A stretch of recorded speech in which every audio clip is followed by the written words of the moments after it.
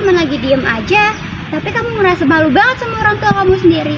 Atau kenapa ya orang-orang Melayu itu kalau lagi ngomong suka muter-muter dulu, nggak langsung ke intinya aja?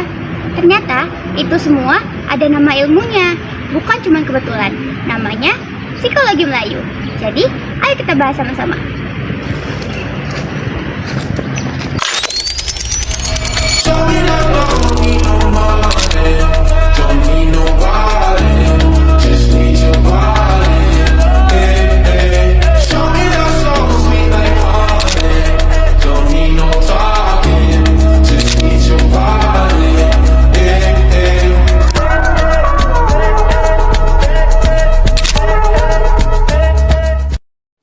Psikologi yang biasanya kita pelajari di kampus itu kebanyakan lahir dari budaya barat, dari Freud, Skinner, Maslow, dari cara berpikirnya orang-orang Eropa dan Amerika.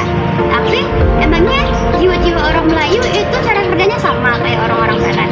Kayaknya enggak juga deh. Nah, makanya ada yang namanya psikologi indigenous, yaitu psikologi yang lahir dari cara budayanya sendiri.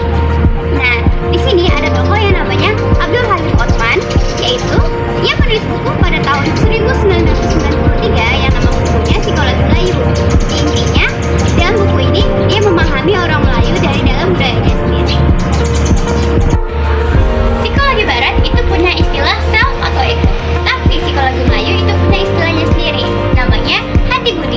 Menurut Hashim Haji Musa, hati budi ini merupakan jiwa batinnya orang Melayu, yaitu pusat dari sikap, cara berpikir, dan tutur kata. Nah, ada pepatah yang mengatakan, runtuh budi, hilanglah bangsa. Identitas orang Melayu itu menyatu dengan integritas moralnya. Coba kita lihat salah satu adat di Riau yang paling dekat banget, namanya tepung tawar. Kalian pasti pernah lihat kan di salah satu acara nikahan atau syukuran. Dalam prosesi ini ada prosesi yaitu menepuk beras kunyit dan air kepada yang punya hajat. Nah, air tepung tawar itu memiliki makna yaitu sebagai penentu hati dan ketenangan jiwa. Ini persis dengan teknik grounding pada psikologi modern, yaitu ritual yang menenangkan pikiran